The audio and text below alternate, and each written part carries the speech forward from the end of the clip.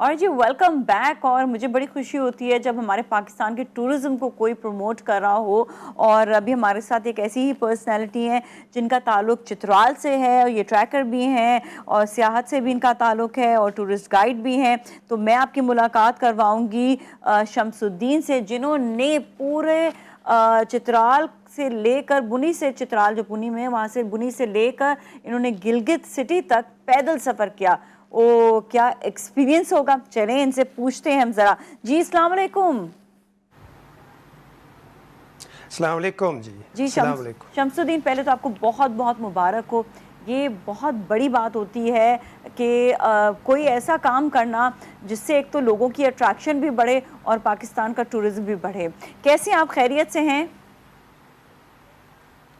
بالکل ٹھیک ہے، آپ لوگ ٹھیک ہے. میں آپ کے چینل کا مشکور ہوں، آپ لوگوں کا، کہ آپ نے مجھے انوائٹ کیا، موقع دیا ایکسپیرینس شیئر کرنے کے لیے. جی تھینک یو ویری مچ. اچھا یہ بتائیے گا سب سے پہلے تو کہ آپ کا ایکسپیرینس پیدل چلتے ہوئے کیسا رہا اور کتنے دنوں میں آپ نے یہ سفر جو ہے وہ مکمل کیا؟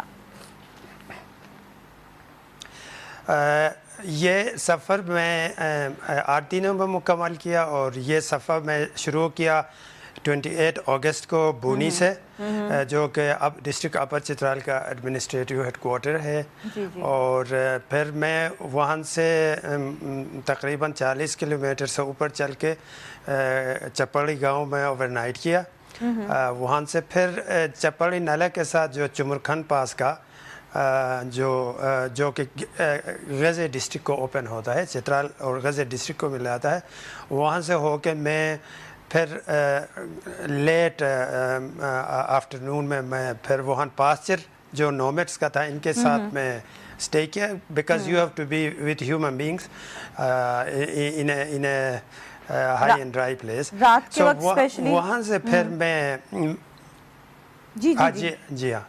تو وہاں سے پھر نیکسٹ مارننگ میں ٹریول کیا، اور گلامولی جو گاؤں تھا نیکسٹ غزہ ڈسٹرکٹ میں، وہاں میں اسٹے کیا اوور نائٹ کا کیا. اور پھر میں پنگر گاؤں اگلے دن پھر گپیز میں پہنچا. گپیز سے میں گکچ کا سفر کیا، گکچ سے شیر قلعہ پہنچا، شیر قلعہ سے پھر میں گلگت سٹی پہنچا.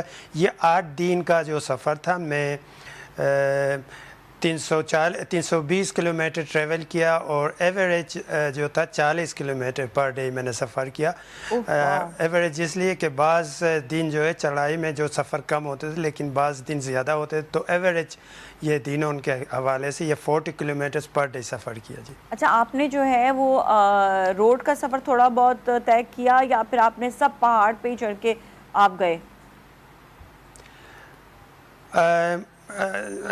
میں انفیکٹ یہ جو روٹ تھا، اس کو یہ قدیم جو روٹ ہے چترال اور گلگت کو ملانے والا، بیفور 1975 جو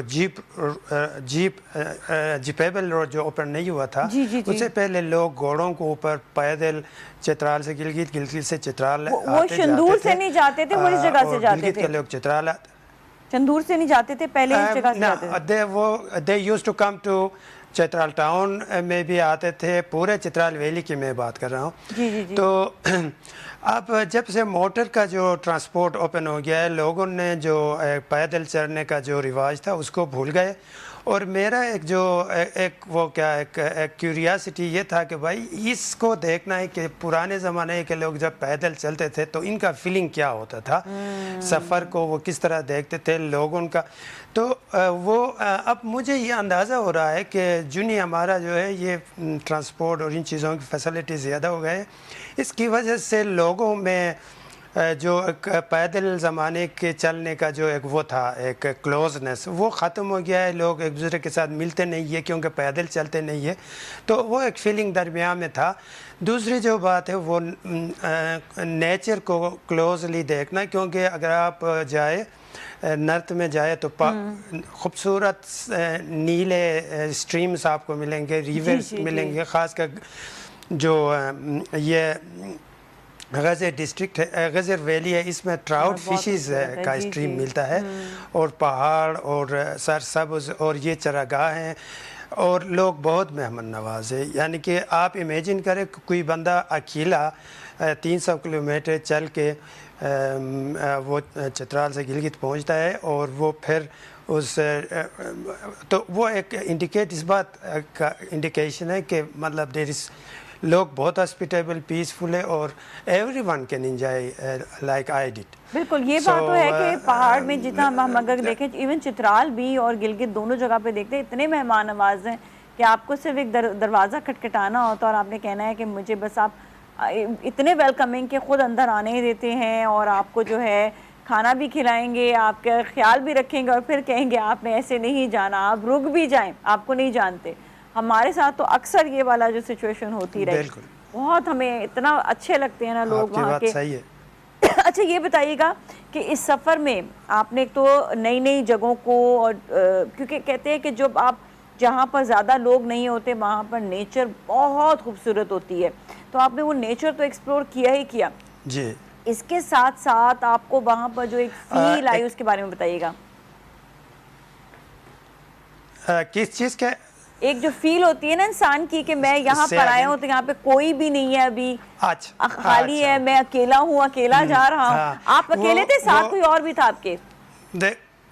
میں بالکل اکیلا تھا. تو پھر وہ والی فیلنگ بتائیں نا اکیلے والی, رائٹ لیفٹ کوئی نہیں ہے. I have been tracker for quite long time. میں چترال کے اندر جو زیادہ ٹریکس ہیں ان کو سارے ٹریکس میں نے کیا ہے, اور ٹریکنگ کا میرا اپنا ایک جنون ہے. اور اس ٹریکنگ کے لیے مجھے کوئی 3-4 سالوں سے میرے ذہن میں یہ کٹکھٹاتا تھا کہ میں اس ٹریک کو میں نے کرنا ہے. تو لکیلی یہ میٹیریلائز ہو گیا. آپ جو نیچر کے ساتھ کلوز ہونے کا, میرا تو فیلنگ یہ ہے کہ جب انسان نیچر کو کلوز ہو جائے گا تو nature will make you innocent, honest, اور آپ کی جو پیورٹی ہے, جس طرح نیچر کی پیورٹی ہے, آپ کے اندر وہ فیلنگ انکلکیٹ ہو جائیں گے. آپ کو ایک اچھا اور ڈیسنٹ انسان بنائے گا. مطلب ایک آپ نیچر کے ساتھ جوڑنے سے میرا تو سجیشن یہ ہے کہ many reforms in the society can be updated and improved by strongly linking ourselves to nature. اور یہ ایک میرا ہے, میرا آبزرویشن ہے. I am trying to do that and I have been successful in that. انشاءاللہ I will do more. بالکل جی. اچھا آپ جو ہے یہ آپ کا بڑا زبردست ایکسپیرینس رہا ہے. کیا آپ ایسے کبھی کسی اور گروپس کو بھی لے کر جائیں گے؟ آپ سمجھتے ہیں کہ آپ لے جا سکتے ہیں اس طرح سے؟ Because this was amazing experience. کیا مجھ جیسا انسان کیا جا سکتا ہے آپ کے ساتھ, اس طرح ٹریول کر سکتے ہیں اگر گروپ میں ہو تو؟ بالکل. Excuse me. گروپس کا جو ہے وہ ایزیلی ہم مینیج کر سکتے ہیں, ان کو لے کے جا سکتے ہیں.